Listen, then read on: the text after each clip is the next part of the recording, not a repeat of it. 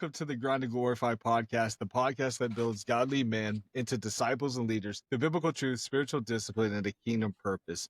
I'm your host, Christian Brown, and with me is a special guest, one of my brothers in my brotherhood and a friend, Dr. Kip. He's a husband, a father, a man of faith, and almost most importantly, a chiropractor. And he lost to the man of faith, and we'll talk about that here recently.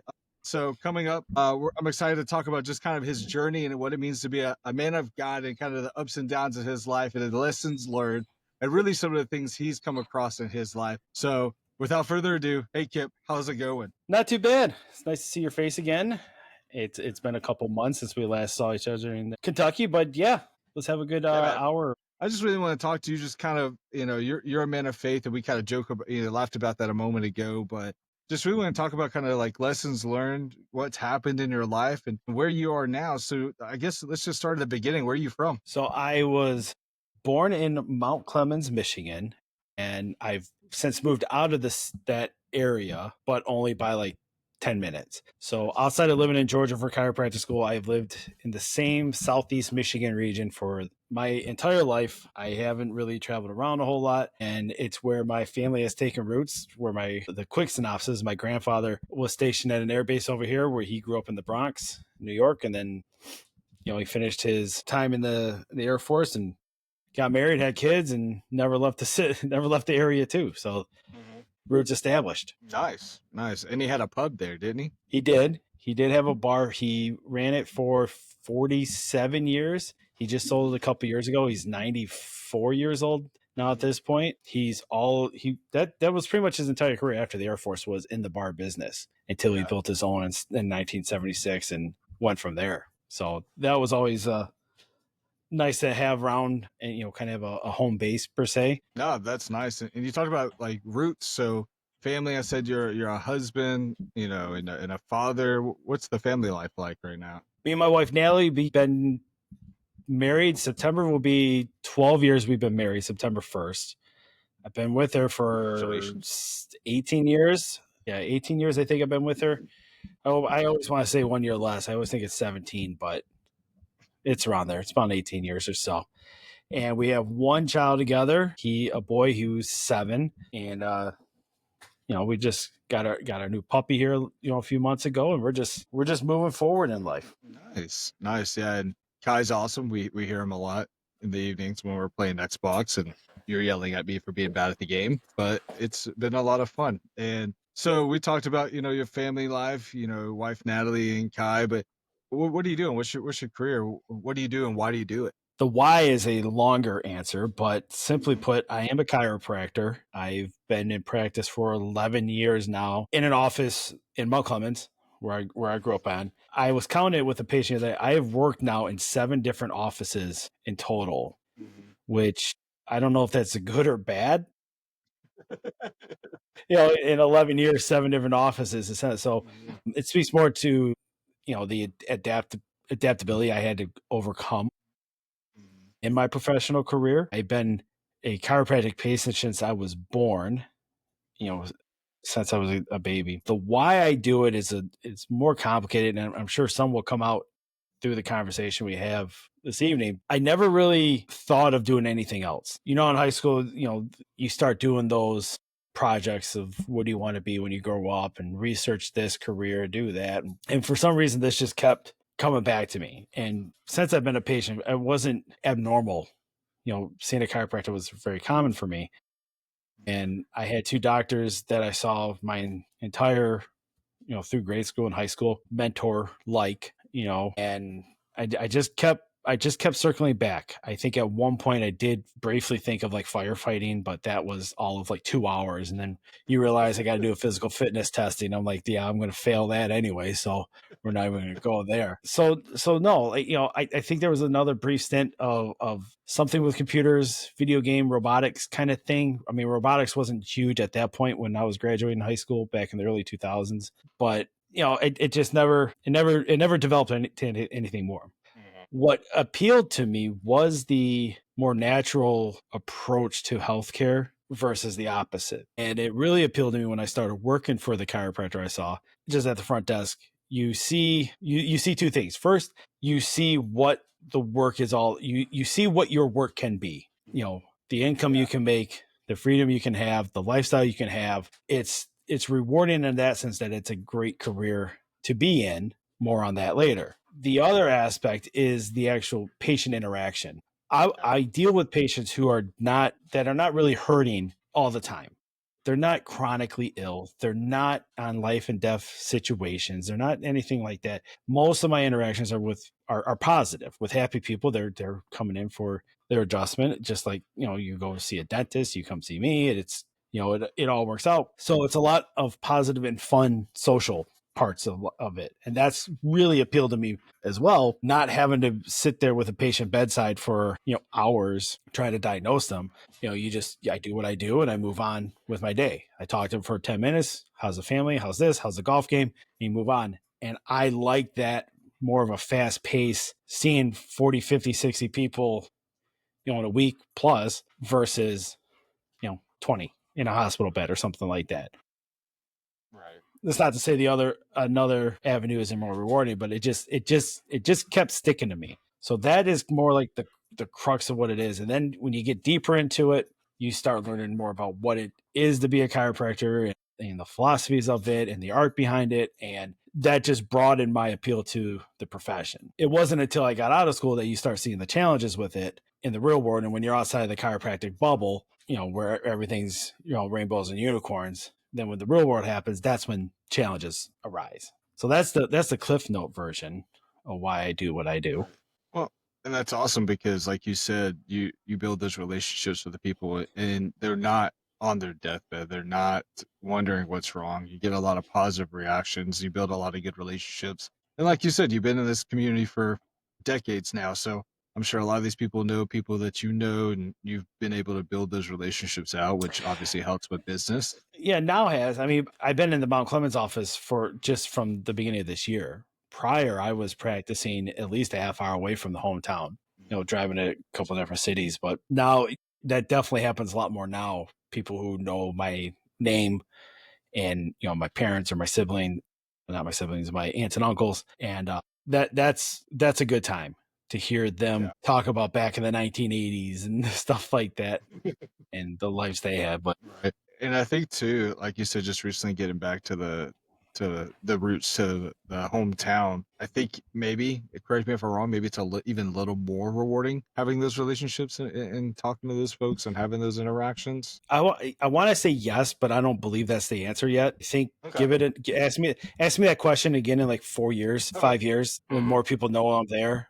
I think that will change, but it definitely is. It is, you get recognized outside of the office, and it does stroke your ego a little bit. It's kind of fun. You did touch on, you know, when you get out of the bubble of chiropractic and you hit the real world, you had a lot of struggles and a lot of, you know, adversity and things. What's one of those that really kind of stood out to you that maybe you weren't prepared for, or just really kind of sticks in your mind as like maybe a major hurdle that you had to overcome? Right away, it was a noticeable within the first few months of actually practicing the challenges and the stigma behind what a chiropractor is and what they do. We are not viewed upon by many as, you know, as quality, or, you know, even, you know, we're looked on as like pseudoscience and still quackery, and people think we're just a bunch of hocus pocus. And the joke between our friend group is I'm called the fake doctor, and it's fine. It's all in good laughs and good fun. But when they need something, they call me. So the challenge right away was that I didn't have this automatic gain of trust. Okay. This automatic respect of, oh, you're a DO, you're an osteopath, you're looked upon automatically as someone of stature, someone of intellect, someone who knows what they're talking about. I say I'm a chiropractor, and like, oh, that's cute, right? You couldn't get into med school, you couldn't do this. So the challenge was isolating myself again into the chiropractic bubble while recognizing the realities of the world. Like, I can't help people who don't want to be helped. I'm not going to convince others that what I do is actually valid. I mean, we got 100 years of history showing that what we do has validity to it, but it's further became recognizable that it's just when I say we, the chiropractic profession has not done a good job communicating what it is we do. So I had to refocus my energy into trying to validate myself and just shift it to educating what it is I do. So it took it, rocky road to figure that out, but I eventually did. And now I don't really care what people say and I just, okay, shake my head, shrug my shoulders and move on with my day. But that's hard to do when you spent years trying to be a doctor and spent years trying to help people and you have this drive to help people. And when you don't, or when people don't want it, it kind of gets a little crappy. Yeah. Yeah. Good catch. Yeah. But I could definitely see Shitty. that you being, I meant to say there shitty, you but he go. wants this to be a Christian podcast. And he told me before recording, just be myself. So shitty. There you go. I said be You better authentic. leave it. Okay. I will. I got you. But I definitely could see where that would be a little, disappointing getting out and just having the passion to help people and knowing you have the answers and knowing that you can help them and all these people have an ailment that you're like, if I just did this and that, you would be like 10 times better. And then you going out there being like, hey, I'm willing to help. And then everybody's like, you're a crack or you're not really a Right. doctor. So I'm not going to go to you. I definitely can see Yeah, where that could just be burdensome, baby. yeah. And it just makes you feel all lovely inside, right?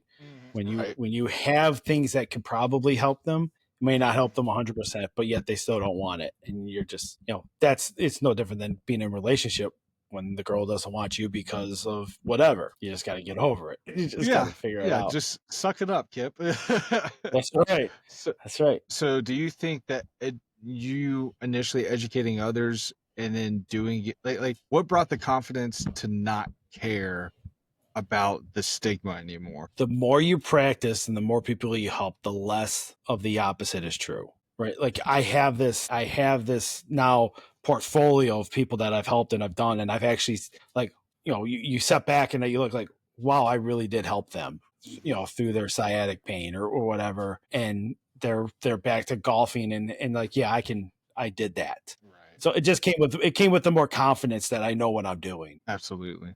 More or less. Right. And obviously the more you do something, the more, like you said, confident you get in doing it and the less you really care about how you're seen. Because like you said, you have a whole portfolio of like patients you've helped that it doesn't really matter. And people are like, well, you can't help me. You're like, well, obviously I can, I have proof, but that's your opinion. Right. So I just wanted to like ask you just to kind of touch into the spiritual realm, like where did your walk with God or where did your faith start? And then where is it now? So I guess we'll start with where's your faith now? Or where did your faith start? I was raised Catholic. I went through to Catholic grade school from kindergarten through 8th grade. That involved going to church twice a week during school and then once a week on Sunday on top of the religion classes and everything. Parents were religious, grandparents were religious. I look back and I don't view myself or my experience as being overly religious. It was a part of my life. I feel like it was just going to church was more so the religious aspect. Like for example, like we never had a prayer before eating, outside of like Christmas dinner with everybody. I never prayed at night or said my prayers or things like that. So it really just was whatever was done in school and going to church. Yeah. After 8th grade, going into high school, I went to a public high school and it just went back to going to church once a week on the Sundays. And it really wasn't anything in my life. It was something I did. We went with the hope of always going out to breakfast afterwards with grandma and grandpa and whoever else. Like it never, it was nothing to me. It really was nothing for me. And then I went after that, when I moved down to Georgia for chiropractic school and I was living on my own, never went to church, never was involved with anything with the church. And in fact, I grew further away from not just from organized religion in general.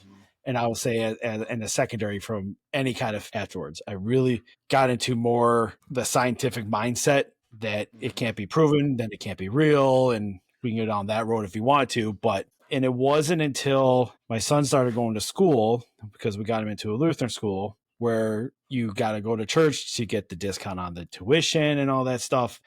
So I told myself at the time, well, if I have to go to church, let's give it a good effort and actually do it, try and do it right. And just slowly over, so he started going to school, over the last 3 years, I have since turned back around into I guess you could say being religious. I don't say I'm as religious like as you are, or some of our other friends, but go to church. I don't pray daily. I don't read a Bible. I don't do anything like that, but I understand it more now. I get it more. It's part of my life more. I actually take things away from the teachings and from when the pastor speaks and everything like that. So I get it now, and it's in every. It seems I'm learning more about it and about myself with it as I keep going here. Yeah. But No, and that's kind of where I met you, was that very scientific, like, I'm sure I probably came off like a Jesus freak, or was like the Christian guy. no, But no, I don't think so, because I still had people in my life that were like you guys. But again, yeah. I also think there's a culture difference between living in the South and the North. You know, you guys say grace. You have done Bible studies. I never grew up with people doing Bible studies. I knew it was a thing. My dad never did it. My uncles never did it. You know, no one I knew took part of a men's group or small group or things like that. So Right. that I knew was a thing, but I never was religious. To me, like I don't know. I don't know how to describe it, but Like, you just weren't like exposed to it, but just you knew yeah, of it, but right. you weren't like in it. Like, it wasn't something you were missing because it was nothing you ever did. Right, So it's exactly. I thought it was just those extracurriculars that people do on more of a social mindset than it is a religious mindset. Like, hey, this will give right. me something to do on a Wednesday night. Right. Definitely. And I think Yeah. like it's personally, and I'll say this, your walk the last like 3 years, though may not seem like a big deal to you, it has been very encouraging to, I know, me and the guys, to just see you giving church, I guess, that second chance and like giving it your all. Like, obviously there's no expectation from us like, us, you going to church was awesome. Like, there's no, you didn't have to be a Christian or anything to be in our friend group. You knew that. But we had those different deep seated conversations. And we even had a podcast back in the day, The Confused Gentleman, where episode 2 is probably our best episode. We talked about religion, and that's an interesting episode if you ever go back and see that on the podcast realm. But it's The been real weird part cool is like to. I could go back into that mindset real quick. Right, I could argue against religion more easily than I can argue for it. right. And like I said, there's been moments and there's been certain people or certain things that have said to me where, kind of like with the chiropractic, where you just kind of get to a point where you don't care. There's been certain elements that have evolved that shifted my mindset to differentiate the two. And I Right. think that was the major key for me, was understanding, trying to find that line and actually establishing that line to allow religion to find a hold of place. And again, it still doesn't hold a huge place with me, Right. but it's not this anti stance that I had back in the day. Yeah. Again, I would just say like I'm encouraged by you just for your willingness to try. Because like, I know for me, like, that's something like personally I've been praying, and not saying that my prayers had any power over your decision making, but just like to see you become, I don't know, you went to church to get the discount, and but I just know that you being at church with Kai and your wife is making a lifelong impression on your boy. And personally for me, I know I take things a lot deeper than you, but that makes me happy and proud of the man you are, to for you to take the time out to do that. That's where I still don't know if that's a positive or a negative. Mm. Like, you say that you're I'm taking the time away and it's impressionable. I don't see that yet. I don't have that understanding where this is a good thing. No, let me Right. rephrase that. Where this is an influential thing. Okay. It helps going away from Catholicism into going into a Lutheran approach. Uh-huh. I definitely connect more with a Lutheran aspect in what their primary premises are versus Catholicism. So that helps me understand it better. But yeah, as this, I don't know, personal growth and community outreach, and I don't know. I'm not there yet, and I don't know why, but we'll see. We'll see what happens in the upcoming months. Is that something you just want an answer on? Like, is it, not necessarily Not that you feel like, necessarily. yeah. No, it's just, I think it's just the reality of where I'm at with my thoughts. I know certain people need church and religion to help them in their lives. Because it's never been a big aspect of mine, I don't think I need it. Going back to where it is in your heart, you're just at the beginning. Like you've only been 3 years and taking it seriously. So I don't think there's any there's no goalpost that you have to be. Like like you have the rest of your life to figure out where you stand with all of that. It's just it's cool that you finally figured out where it had a place in your life and where it stands in your life. Yeah, I think that's a good thing. I Uh, think you still take away a lot of the messages from the Bible, and I get so okay. So one of the major turning points for me was there's a I don't know his last name, but he was on TikTok. His name is Cliff. All right, Mhm. skinny. I don't know his last name, but he goes around to like universities and he'll have these open forums, talk outside, people challenge him, Mhm. whatever. And Right. one of those, like I mentioned about the events that's happened, is he was talking and some student asked him, paraphrasing, prove to me that Jesus was real or God was real or whatever the question was like Mhm. that. And he basically says, you can't, I can't, Mhm. Right. but the Bible doesn't, but the Bible is proof. Okay. Mhm. He goes, but you got to take the Bible as an historical text, Mhm. not a scientific text. If you want an Mhm. answer on how to do a geometry problem, you go to a math book. You don't go to the Bible. Mhm. If you want Right. an answer on how plants grow, you go to the biology book, right? Mhm. And I'm like, that makes a lot of sense. All right. That instantly changed my mindset of what the Bible is used for. And it's used as a historical text. And that led to a further question of myself, like, how can I say this stuff is true? Right? Mhm. It's thousands of years old. It's gone through language barriers and translations. It's gone through a corrupt church back in the 14 and 1500s. Who knows what they did with things? What? No way. Yeah, not at all. You got stuff locked behind in the Vatican City that's been, who knows what's in those walls, Mhm. right? So there's a lot of question marks, but it comes down to, all right, many scholars say Jesus was a real person. Mhm.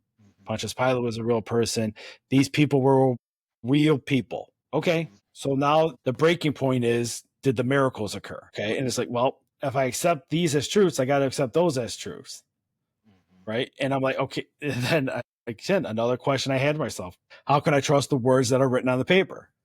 Mhm. And I go, well, if I can trust that this cave painting from who knows Neanderthals millennia ago, that Mhm. they painted a woolly mammoth and they're killing it, then why can't I believe these words that are here? Right. And that just now that just snowballed into where I am today, asking those certain questions. So yeah, when you look at it as a historical text, and if you want to take it as historical accurate, you have to take eyewitness testimony into effect.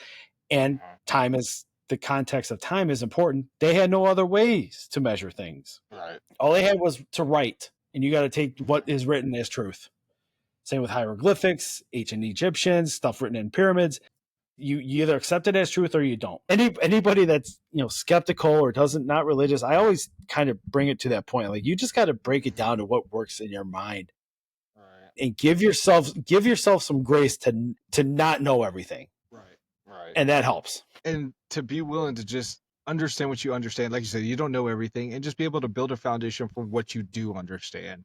And then you can start taking Right. baby steps into asking those internal questions, going through the scripture, going through different texts, going through Cliff who's talking to you on TikTok, like all those different Right. things. Like you are on, everybody's on their different journey, and you get hopefully the destination is heaven or the destination is relationship with God, but we all get there differently, and all of our thought processes are completely different. All of our experiences are different, and that's one of the reasons, like here at Grind and Glorify, we're really wanted to start having guests on because one, I don't know everything, and you know that I don't know Clearly. everything. Yeah. But the big thing is, I would just want to be able to give people a different perspective, a different point of view on just faith and just being able to understand that, like, hey, maybe there's some things that Kip's going through that you have been through, or that you're going through currently, and I think that's real mature and humble of you to just be able to start it. Like, I don't know everything. Let me find where I could plant my feet at, and then let me start taking steps to what I understand, and taking steps of asking Right. questions and listening to things. Like, I think that's huge, because the fact that you're asking questions means that you're willing to get an answer, and you're willing to examine those things. And the fact that you're going in a humble way, not expecting a certain answer, opens you up to a lot more answers and a lot more questions that hopefully take you deeper into faith, into Bible, but into religion as a whole as well. I think you can translate it in just life experiences, Mhm. right? In life, you just have to be open to adapting to your surroundings and taking advantage of opportunities that arise. I don't pray for things to happen to me. I don't pray for good things, but I would pray for the ability to recognize the good things or to be enough to know to walk through that door. You know me all too well. I'm very pessimistic. Yeah. I see the world as very realistic I was and about to very touch on that. pessimistic viewpoint. We can dive into it. We can bring the mood down. Uh-huh. I don't think people deserve anything. I don't think people get, everything is not luck. It's like the opportunity. So it goes with religion and life. You have to be adaptable to what you're trying to do and recognize when things are happening. You can't plant your flag on emotion in what you want it to be. You just can't. So let's bring it down. Bring it down a little bit. Yeah. Well, I was about to bring it down because I do know you all too well, and there have been a few different instances in your life. I know even just recently to where you've had some trials and you've had some struggles, and I know maybe you didn't have faith in that moment, but I wanted to talk about even if you didn't have the relationship with God or the faith that you have today. I wanted to talk about maybe those instances and how you got out of that and how you were able to kind of overcome some struggles. So, there's a few things that I know, if you want to talk about the business, if you want to talk about, therapy and things like that, whatever you want to talk about and whatever you feel open to talk about, no pressure. Just what's a struggle that you feel like you were able to get through and what was a lesson learned from it? We can maybe talk about maybe your response to being a father, because You talk about the depressive episodes in therapy that I went through. that's what I was trying to get. I wasn't gonna. So yes, we can talk about it. So he was born in 2018 in the spring. It was Halloween week. Okay. Take a picture of him and I, selfie picture of him and I. He's in this little skeleton onesie or whatever. And I look at the picture on my phone and I just see the despair in my eyes. Like I could just tell not right. And I haven't been at this point, I wasn't feeling right for a little while. Him being born. So yeah, this is about 6 months after he was born. It escalated and it accelerated those depressive feelings. And how I told people or how I described it to people, and I kept it quiet for a while. So this was Halloween. I probably started feeling it in September. And that's when I finally, at Halloween time, where I finally spoke to my wife about it. And like the best way I describe it to her was I felt I had the postpartum depression. Okay. Never had any of the real negative thoughts of harming him, harming myself, harming my wife, or anything like that. It was just, I went to work, I came home, I did the routine, I went to bed, I went to work. There's nothing fun happening. And people, you have so much fun. You have this kid and look at, he's rolling over and now he's crawling. Now he's in this. And I take the view, and I still have this approach. It's like, why am I celebrating him crawling? That's the expectation, right? Same thing. I'll do that all through life. I still do it. And you guys get on me all the time. Mm-hmm. Why are we celebrating what's expected of us? I don't like it. I don't get it. So I made a determination. I go, I need to see somebody. Up to this point too, my business wasn't doing well. It was still in its infancy stages. I wasn't making a lot of money, if any money at all. There was no growth. There was no positive energy. It was just very stalemated. So I made it determined to go to therapy. And I went to a place by work, and I saw them up until COVID started, late 2018, all of 2019, and then up until COVID, because when COVID happened, they wanted to go to virtual, and I was not doing virtual therapy. It wasn't for me. I wanted to actually go into the room and talk. It started going where I went twice a week for a solid 8 weeks, and then I went once a week, and then every other week, and then once a month. And it really did open my eyes into seeing what I needed to do or figuring out the triggers and why things were happening. And it started slow, and it started with, well, what can we do to get you to have positive thoughts, positive feelings? Like, I don't know. I don't get like it does, so it came very simple. The first lesson was well, when you're interacting with Kai, try to be interactive, try and be happy, try and be, you got this thing grabbing for you and reaching for you and smiling at you, and try and take some joy out of that. And it was work trying to figure out how to get joy out of a smile. Okay, kid, cool. That's all you know how to do. You smile, you poop, you eat, you go but we got through it. And then it evolves into problems with business, problems with the marriage, problem with family, problem with this, problem with that. And I never wanted to approach therapy of this crutch to use in my life. I wanted it to help me figure out the avenues to fix it. And fortunately, I had a good therapist. They never pushed drugs on me. I didn't want any antidepressants and things like that, which were available, but it just wasn't for me. And over time, I figured out ways to get through it. I figured out the triggers. I figured out when I was having the episodes, and I still get depressive episodes. I still get the nervousness and the anxiety. Usually now it's popping up every 2-3 months, like something. I think I went through a minor one last week. Last week was a kind of a struggle, but it was, Hey, same. So I don't think that was just you. That was me too.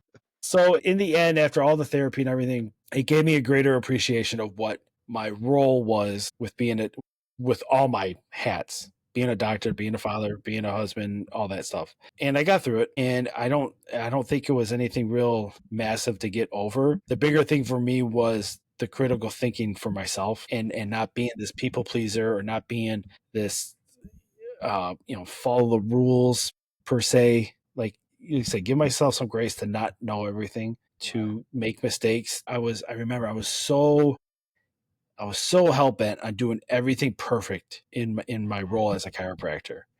Diligent note taking, diligent explanation, try to give excellent adjustments, and I probably sucked. And I thought I was doing good, but like I was never winning. And it didn't help that when I had this business, I had no staff. I was doing everything myself, all the doctoring, all the phone calls, all the billing. So everything was on me. It sucked, but here we are. And so I know there's multiple dads that go through depression after having a kid. Probably a lot, maybe because of blue collar. They're working 60 hours. They never see the kid. They go deal with child care, and who knows, there's a lot of crap out there, but you gotta take the approach of trying to fix your head. I hate using mental health as an excuse. I think it's overused, overdiagnosed. Oh, they got mental health problems. So fuck. Well, I don't know if I'm supposed to say the F word, but just deal with Whatever. it. Right. No, you said be myself. So yeah, That's right. we all go through crap. Everybody goes through crap. You got to figure out how to deal with the crap, right? Don't constantly say therapy and antidepressants and this, that. No, figure out if you're in therapy for 10 years, it's not doing anything for you. Right. Figure out an answer to get it better. I don't care if it's painting, singing, coloring, yelling at the sky. Figure out a method to fix yourself instead of relying on all this crap. Just to constantly that you can use as a tool against the world. Take some responsibility. And I think most men need to, do that. And you see it. You have to work through it. You got to have some sort of support group of someone that bounce ideas off. I know at the time I didn't talk to you guys a lot about it. Didn't bring it up. I think I leaked a little bit that I was going through therapy and stuff, but I do regret that. I wish I was open more back then than just to my wife. Like I even held it from my parents for a while, but you live and learn. It is what it is. Well, and it sounds like, depression, like you said, postpartum depression, whatever you want to call what you went through, being a father's difficult. And I don't think there's no right response to fatherhood. Obviously, you want to do your best, and obviously, you want to do what's right for the kid. But I think for you, just being open now about it will help somebody, because, you're the first person I heard of initially having that type of depression, but now going to kind of like a bigger church. I've heard that a few times at my local church. And the fact that you were just saying, like, just a practical step, that if you're going through depression, just focus on you, find the thing that helps you decompress, find the tool that, not just like you said, don't use therapy as a crutch. Go find something that helps clear your mind or work on your mind. It's fine. It's not even that. It's finding something to alter, to counter the depressive feelings. You got to find something that's joyful for you to do. Right. Yeah. And again, don't abuse it. Okay. For example, let's say it is golfing. Okay. I feel really good golfing, but don't use that where you got to golf 4 times a week, because you're going to just piss your wife off. You're going to piss your work off. You're going to piss yourself off when you start seeing all the money going out of your account for golf. You got to find something simple, something small that can just alter that brain chemistry a little bit. Video games does a lot for me. Getting away from the reality, that does a lot. I with seeing more patients now, I get more positive interactions, so that helps. if you'll be stuck in the negative loop all day long if you don't do anything to find the positiveness. So yeah, So don't be an asshole and use whatever the good feeling you have to abuse everything else around you too. Then you're just a jerk. yeah, but I think it's good that, like you said, find that thing that changes that mindset. Find the thing that allows you to find the joy in life, but don't abuse it because, like you said, there's going to be negative consequences to abusing the joy too. But also, I just kind of wanted to touch on, we've talked here on Grind to Glorify before about a brotherhood, and that's one of the main reasons why I want to have you on is, you said you wish you would have been more open with us. This question is kind of twofold.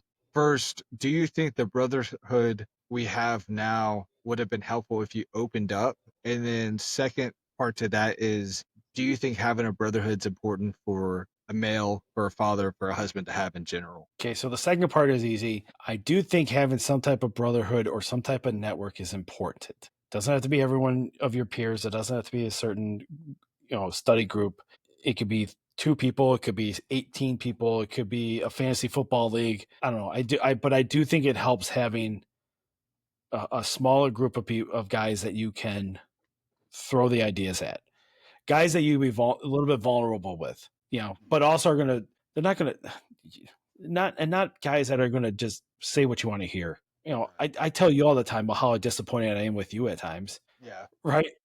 Yeah. I mean, So yeah. you got to be you got to have guys that are going to be realistic and slap you around and tell you you're being an asshole, tell you you're being a jerk, tell you you're doing things right or wrong, or try this approach. Otherwise you just got a bunch of cheerleaders, and that's no fun either. So the first part was, do you think it would be helpful back then? I think it would, but I still think I would have been very reserved on what I said to whom. Obviously my best friend's WD. He would have known a lot more. My new best friend, or I took him from you, Tristan, will probably be next in line. Who I would take. I was waiting for that to come up at some point. Yeah. I think it would be a slow, like a little bit to Dubs, a little bit to Tristan, more to those two, a little bit to whomever. I think that's how it would go, but that's just the way I am. I'm not going to just start exposing everything to the whole group. Because sometimes, I'll say stuff to WD and he hits me with the reality. It was like, okay, yeah, this was never a problem in the first place. So why make the issue bigger than it should have been? No, yeah. And I think I agree. Brotherhood's important. You need to have it. But I do think it's important to have a confidant within the brotherhood too, because you're not going to always I air would out hope you think everything. that's important, because that is like the premise of your show. Touche. It's not the main premise, but it's one of the most important premises. Yes. The whole brotherhood aspect. Very vital.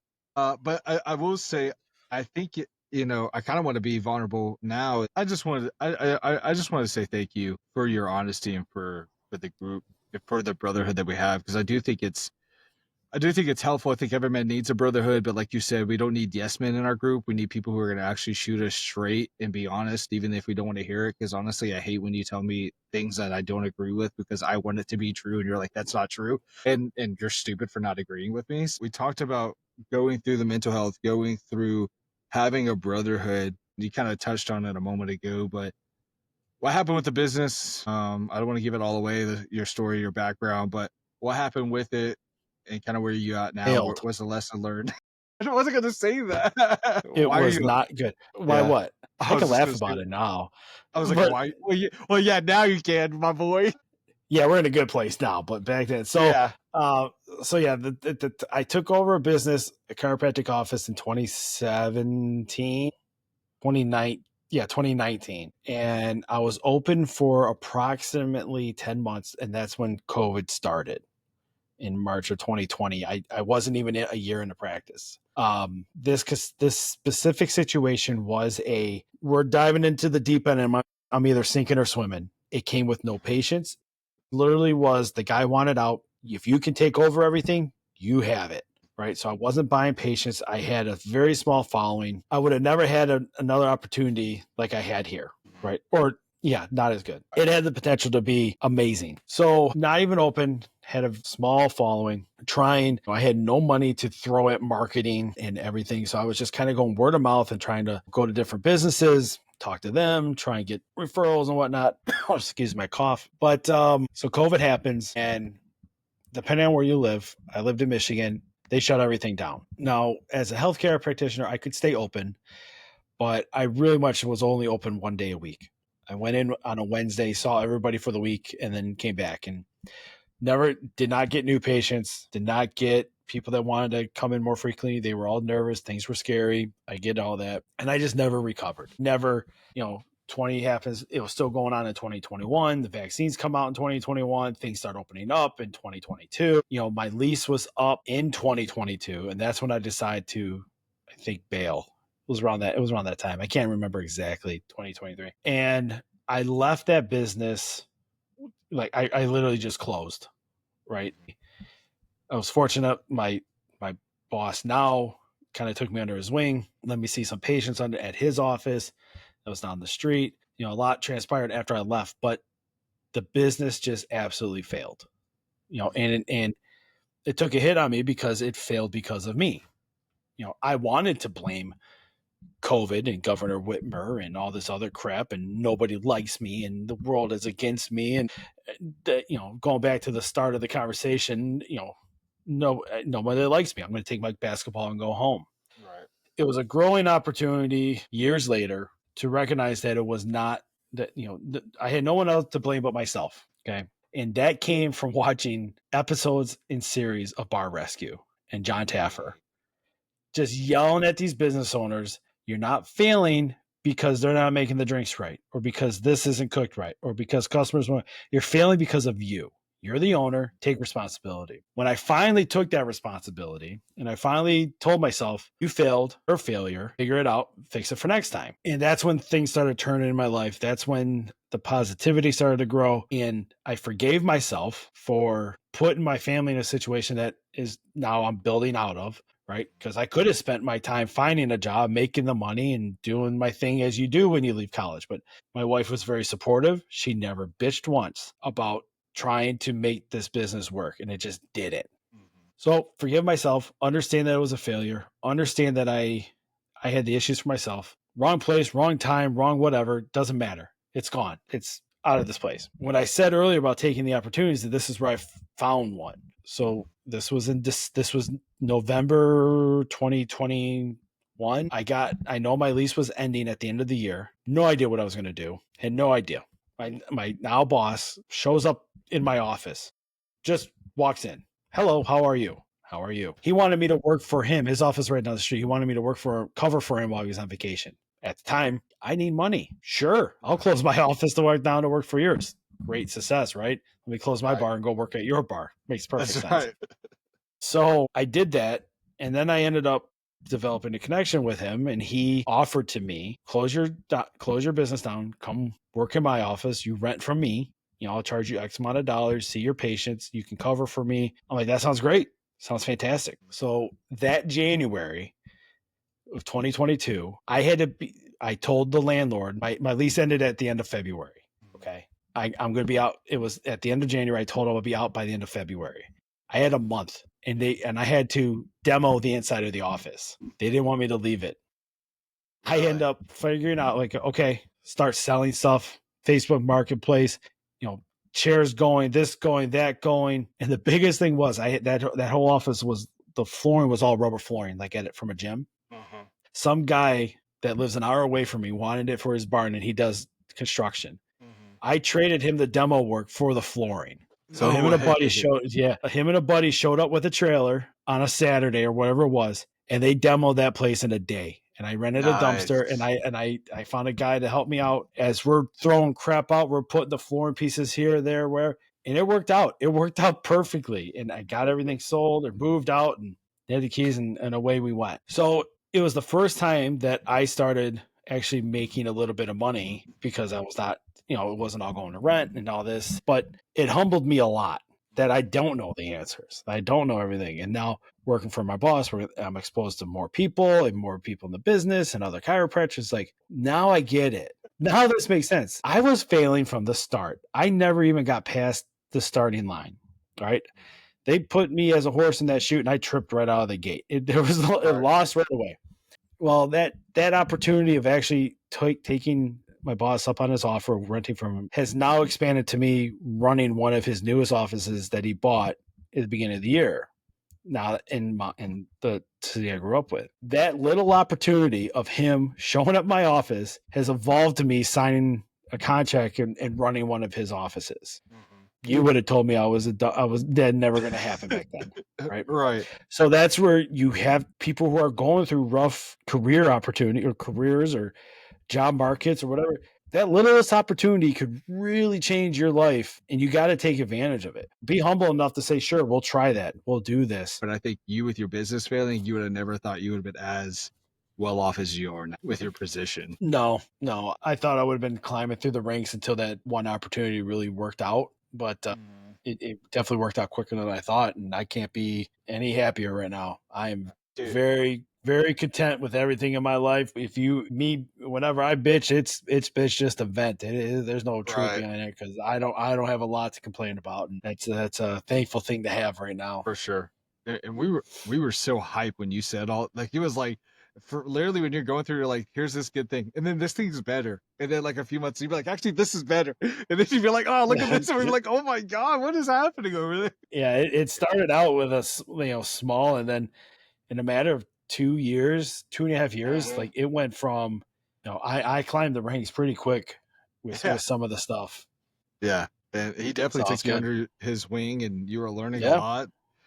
And I think that just says like you said, just be open to opportunities. Something my mentor says, just have your yes on the table and always be willing to learn and to do.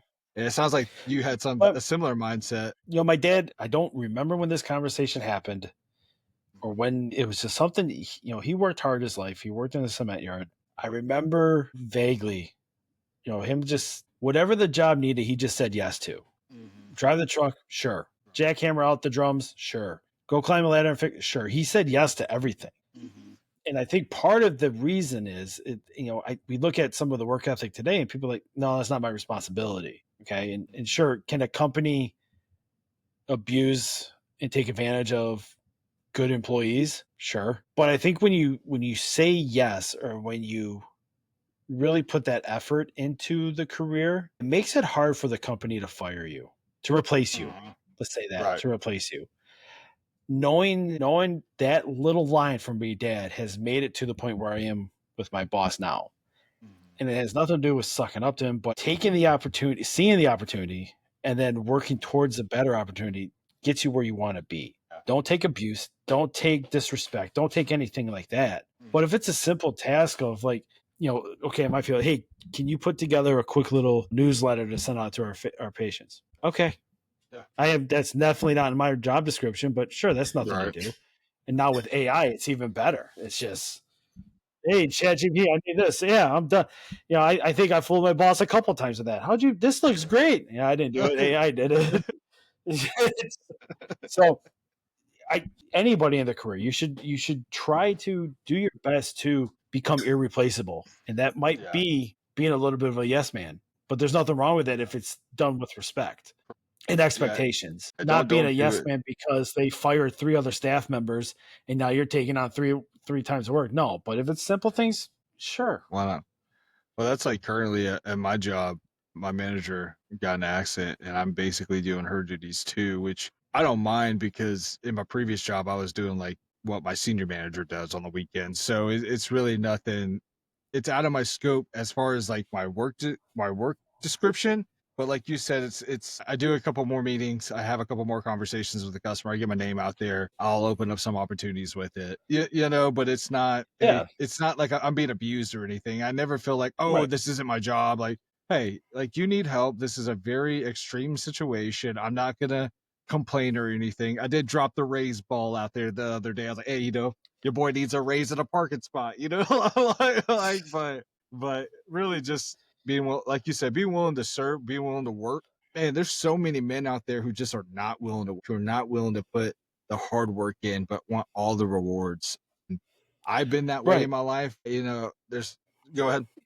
And it's not always for the reward. It's like, again, you don't know the people that you meet and the network you form. You have no idea the benefits they can give to you. Right. Stop. That's it. Right. So doing the simple task that makes you memorable, I don't care if it's picking up trash, cleaning weeds out for somebody's business. You clean the weeds out of or whatever. They're going to say, hey, this guy did a good job. You might get another gig. You might, who knows what happens. So take the opportunities, do Take what you it. can, take That's the what experience. Yeah, like my boss was out a few times before this, and I did a couple of the meetings just because I was like, "Hey, I need to learn," and I'm putting myself in this situation, and now I have to do it every day. You took the opportunity, you prepared yourself. You got to do the things, do the hard things now, so you can, learn and do harder things later. I think the problem nowadays that I've seen, like personally with my journey, is there's just a lot of guys without direction out there who just don't understand where they're going or what they're doing or Well, what their purpose is. that's a whole nother podcast, buddy. That I will be more than Yeah, happy to talk to you. yeah. There's so many factors in why guys are just being bumps on logs and not Yeah. doing anything with their lives. And it stems from a lack of motivation and Mhm. just being berated their entire lives. So what good is it to get any better? But that's a different story. It is, but I was going to segue into there's a lot of men out there who aren't leading themselves well. I would like to think that you and I are leading ourselves a little better than maybe the vast majority of people. And maybe not spiritually, like you said, you not praying or reading the word every day, but what are some things that maybe you do on a day-to-day basis that just allows you to kind of keep that mindset of working hard and keep that mindset of just growing? Like I said, I've said before, I don't pray. I don't read a Bible. I don't do Bible studies. I'm not in this self reflection and 30 minutes to yourself to read a book. I don't do any of that crap. Right. Mhm. Everyone's got his place, but I've tried it and I don't like it. Right. This is I just don't. The quiet time and like, that's all bullshit. Like, I cold plunging and okay, whatever. You do you. What helps me stay on the path is my connection with all these patients. I see so many different lifestyles and I see Mhm. so many people worse off than me and Yeah. better than me. Mhm. Okay. And it's like, okay, I really don't want to be in your boat. So we're going to focus on this dude.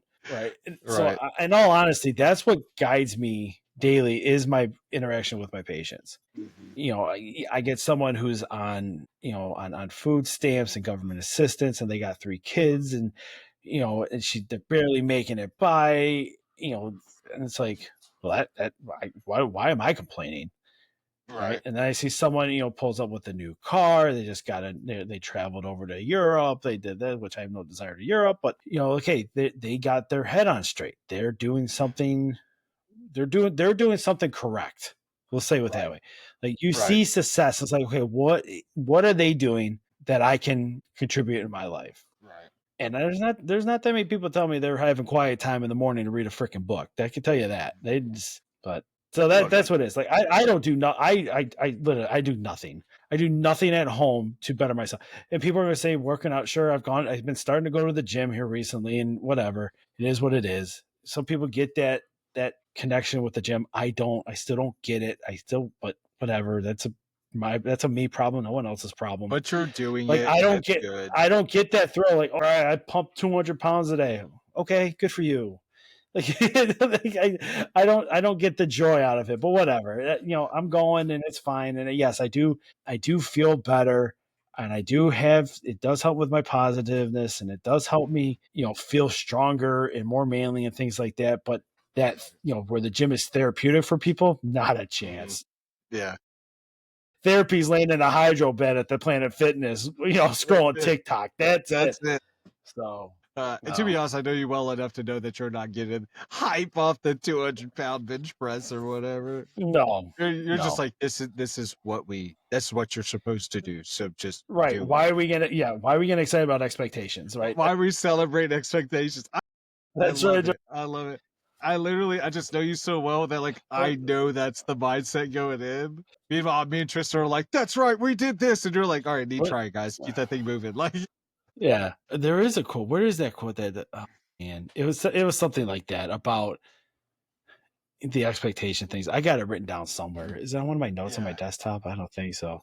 I think I wrote it in our group chat to you guys before. I'm sure. I'm sure, but no, I can't find it right now. But talking about leadership, Anyway, we talk a lot about leadership and kind of like our big thing is here. We're just trying to build men to be disciples and leaders, and even though you probably wouldn't celebrate your leadership, you definitely have been a leader in your life might not celebrate the things because they're the expectations, but you'll be surprised how much of the expectations you have for yourself and what you assume of others is actually not being met. And your expectations are actually someone else's goal. So I just want to say you need to keep up the good work, keep grinding, keep working hard, keep being a leader for your wife, for your kid, man.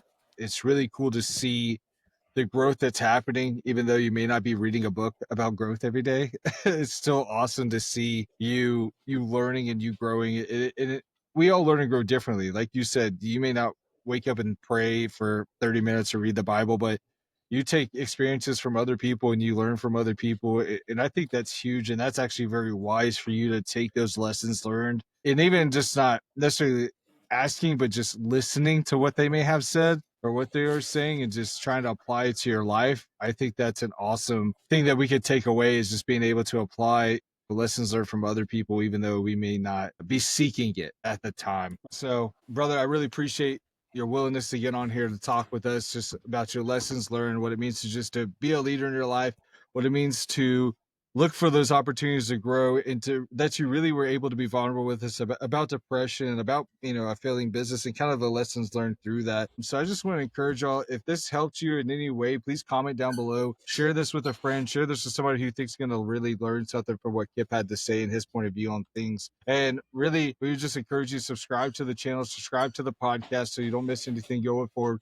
We obviously have a lot more guests coming up. I'm super excited about who we have on next, and I'll drop that here recently. So next time, just until then, make sure you grind hard, trust boldly, and glorify God. See you guys next time. Thanks, Kip.